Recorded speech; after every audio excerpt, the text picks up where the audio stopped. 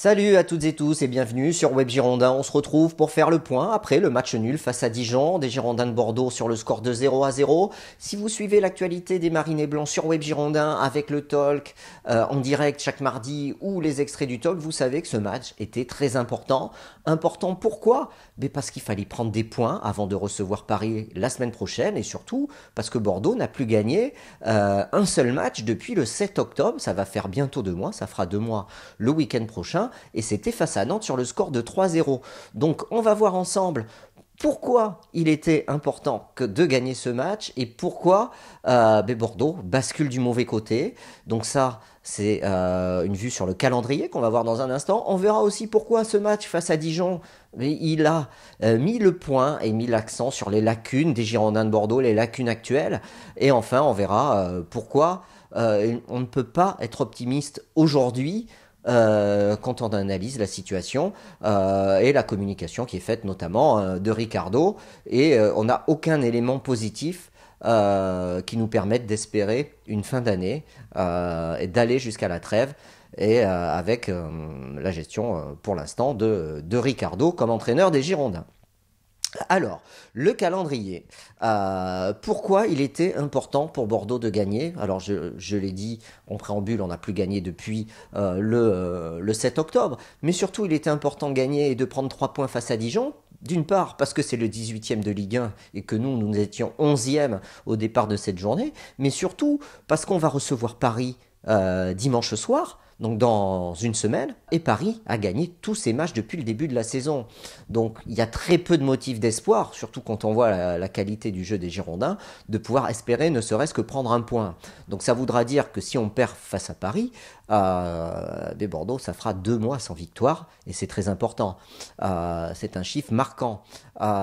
Pourquoi aussi il fallait prendre les points face à Dijon? Parce que, outre le match face au PSG, nous allons ensuite recevoir en Ligue 1, et je ne parle que de la Ligue 1, nous allons recevoir l'AS Saint-Étienne.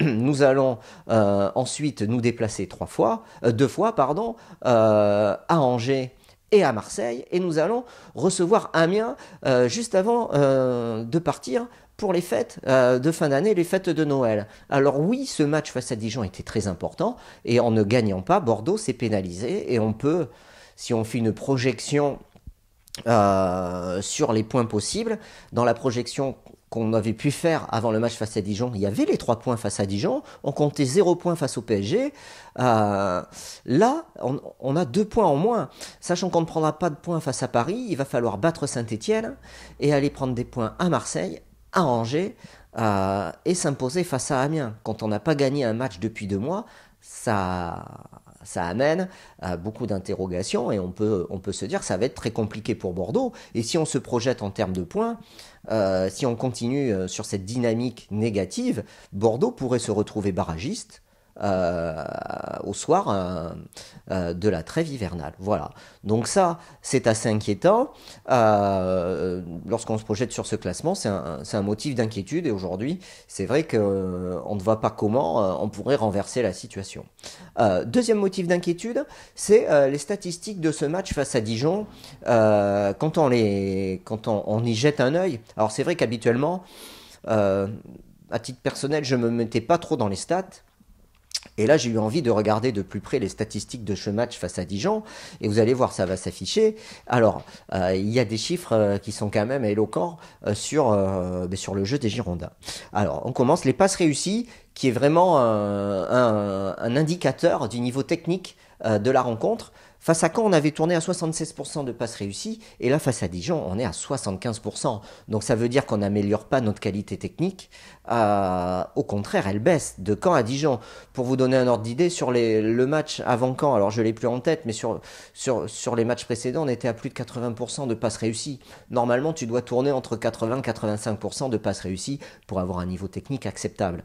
Quand tu tournes à 75% de passes réussies, ça veut dire que tu as énormément de déchets. Et il y a des joueurs qu'on peut... Alors le but c'est pas de les pointer du doigt, mais c'est de mettre l'accent dessus, parce que c'est une analyse aussi, faire l'analyse de ces chiffres. Tu as des joueurs, notamment les 3 entrants, qui ont été donc coachés, hein, et qui sont arrivés en jeu, que Ricardo a fait rentrer en jeu face à Dijon. Donc je parle de Andreas Cornelius en attaque, de Lucas Lerageur au milieu et de Samuel Kalou. Sur ces 3 entrants, dès qu'ils ont touché un ballon, une fois sur 2, ils l'ont perdu. Cornelius et Lerageur, c'est un ballon sur 2 de perdu, 50% de passes réussies. Samuel Kalou, c'est 63% de passes réussies. Ça signifie que tu fais rentrer en jeu pour ton coaching des joueurs qui doivent t'apporter un plus, et que finalement, les gars, ils te plombent.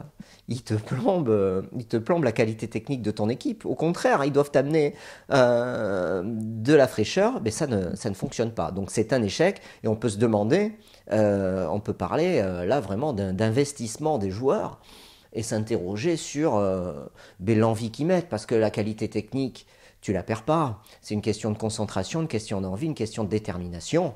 Et là, on peut dire que les 3 entrants, ils n'en ont pas mis. Voilà. Donc ça, c'est assez inquiétant. Et ça souligne un problème individuel. Au-delà du problème collectif, le fait qu'on ne gagne pas, il y a vraiment un problème individuel. Sur les titulaires, il y a 2 joueurs qui plombent les stats. C'est Jimmy Briand, avec 67% de passes réussies, et Younous Sankaré 65%. C'est vraiment insuffisant, et ça démontre, alors je ne sais pas si c'est du manque d'investissement, peut-être, mais en tout cas un manque de qualité technique, et un manque de concentration, un manque d'envie peut-être, je ne sais pas, mais en tout cas c'est pas avec des performances, une qualité technique aussi médiocre que Bordeaux va pouvoir gagner des matchs. Donc voilà, donc le premier souci, c'est la qualité technique et l'envie. Déjà, on a parlé de 5 joueurs. Pour vous donner un ordre d'idée sur ce match, il y a des joueurs qui sont à plus de 80% de passes réussies, Yaroslav Plazil, Yann Karamo, notamment, ou Maxime Pounget. Voilà. Mais quand tu as 5 joueurs, je crois qu'ils sont 5 ou 6, 5 joueurs de champ à avoir cette qualité technique, dans une équipe où tu as 10 joueurs de champ, donc quand tu n'as que la moitié qui est au niveau, tu peux pas espérer grand chose. Voilà. Donc ça, ça met l'accent là où ça fait mal. L'autre point qui est à souligner après ce match face à Dijon, c'est, alors certes, on fait un clean sheet, mais un clean sheet qui ne fait pas avancer. Je rappelle que le football, c'est fait pour gagner des matchs. Moi, on gagne 1-0, j'ai rien à dire, je suis content. Là, on va pas se cacher derrière la VAR, ils étaient hors jeu, donc les buts n'étaient pas valables. Si on regarde les statistiques depuis le début de cette saison de Ligue 1, Bordeaux a marqué 14 buts. 14 buts en 14 matchs, un but par match. C'est très insuffisant. C'est un rythme pas de relégable, mais presque. Donc si ça continue, il va falloir se poser la question et s'interroger sur la sauvegarde du club. Parce que si on continue là-dessus avec ces stats, ça va mal finir. Donc 14 buts en 14 matchs, et pire, sur ces 14 matchs, il y a 7 matchs où on n'a pas marqué un seul but. Voilà, on a fait 7 matchs sans but. Et quand on creuse encore un petit peu, on s'aperçoit qu'il n'y a aucun milieu de terrain des Girondins qui n'a marqué de but en Ligue 1 cette saison. Donc ça montre la pauvreté technique de notre milieu de terrain, dont on le souligne, dont on souligne cette pauvreté et cet accent à chaque débat. Lors des talks, sur les Girondins, on parle énormément de cette pauvreté technique, mais là elle est soulignée. Manque de créativité, et surtout ils ne sont pas décisifs. Donc aucun milieu de terrain n'a marqué. Et ensuite il y a une autre stat, c'est aucun joueur des Girondins n'a marqué de la tête. On n'a marqué aucun but de la tête en Ligue 1. On est le seul club à ne pas avoir marqué de la tête et à avoir aucun milieu de terrain qui a marqué de but. Donc ça interroge, ce sont des statistiques qui interrogent en tout cas. Moi, ça m'interpelle, et ça doit interpeller, je pense, ceux qui coachent l'équipe, notre staff. Ce qui m'amène au staff, et aujourd'hui, c'est vrai que on a donc Ricardo est l'entraîneur des Girondins, ça va faire un peu plus de 2 mois qu'il est là, il a pris ses fonctions début septembre, donc ça va faire bientôt 3 mois, et donc on s'aperçoit que finalement, il y a aussi cette histoire d'entraîneur, pas entraîneur, mais bon, on va passer là-dessus. Le fait qu'il soit pas sur le banc, c'est pas une excuse, il l'a dit lui-même. Mais on s'aperçoit qu'il y a beaucoup de frilosité, et c'est vrai que il est sorti un peu. On a une phrase qui est sortie après ce match face à Dijon, toujours, qui est très révélateur avec ce qu'on vient de voir. Mais c'est qu'il demande à être soudé et à rester unis. Voilà. Donc ça, c'est des phrases qui comptent. Surtout quand il ne s'exprime pas beaucoup, même s'il avait pris la parole pendant la trêve, et on s'aperçoit qu'on va rentrer dans le dur. Et c'est, quand on écoute aussi les prises de parole d'Éric Bédoué également, ben c'est le groupe est jeune, on progresse, faut être patient, faut être patient, oui. Mais aujourd'hui, on n'a pas de motif de satisfaction. Et ça me rappelle un peu cette communication molle que nous avions avec Gourvenec, qui après 3 mois sans victoire, je rappelle qu'on va être à 2 mois sans victoire le week-end prochain, hein, avec Ricardo, et bien Jocelyn Gourvenec disait tout va bien, les garçons s'entraînent bien. Là, on a l'impression qu'on est un peu dans le même type de communication et qu'on rentre dans le dur. Et jusqu'où ça va aller, c'est la question que je me pose.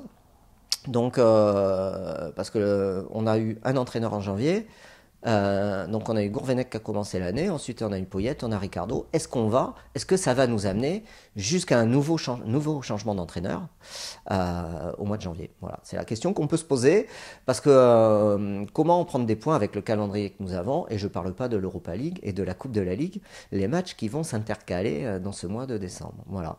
Et un autre point d'interrogation, c'est quand on voit la faiblesse technique des joueurs et notamment de notre milieu de terrain, on peut s'interroger sur le fait que de joueurs plus techniques tels que Youssouf, Zaidou, dont on nous a loué cet été le souhait, ses qualités et le souhait de le conserver dans l'effectif, pourquoi n'a-t-il pas plus sa chance dans le milieu de terrain des Girondins, lui qui était aligné par Gustavo Poyet et qui avait été performant lors des tours préliminaires pour se qualifier pour l'Europa League. Mais là on le revoit plus, ça pourrait être une alternative mais il n'est pas utilisé. Valentin Vada également, même s'il a eu des bribes de temps de jeu récemment, et on peut s'interroger aussi sur la capacité à intégrer de jeunes joueurs dans l'effectif. Alors on va parler de Koundé, oui. Aurélien Tchouaméni joue beaucoup, donc il est mis au repos. Mais techniquement, des créateurs, on n'en a pas beaucoup, hein. Il y a Zaidou Youssouf, il y a Valentin Vada. À un moment donné, il y a Basic, Thomas Basic aussi, qu'on ne voit pas. Et c'est vrai qu'on s'aperçoit qu'il y a peut-être des bannis, ou en tout cas c'est l'impression qu'on peut en avoir. Voilà, donc il va falloir que Ricardo s'ouvre et qu'il ne se contente pas, je pense, de conserver son 11 de départ, un peu comme Jocelyn Gourvenec le faisait contre vents et marées. On a vu que ça a mené Bordeaux à une 17e ou 18e place, et j'espère que Bordeaux est 12e, que ça ne va pas suivre le même chemin. Mais pour l'instant, ce match face à Dijon était vraiment un tournant. Voilà, c'est cette analyse du lundi, avant ce match d'Europa League et surtout le match qui va se jouer dimanche face au PSG. Bordeaux a basculé du mauvais côté ce week-end. Il reste maintenant à réagir, observant et commentant. Merci à tous et à bientôt sur Web Girondin. Ciao.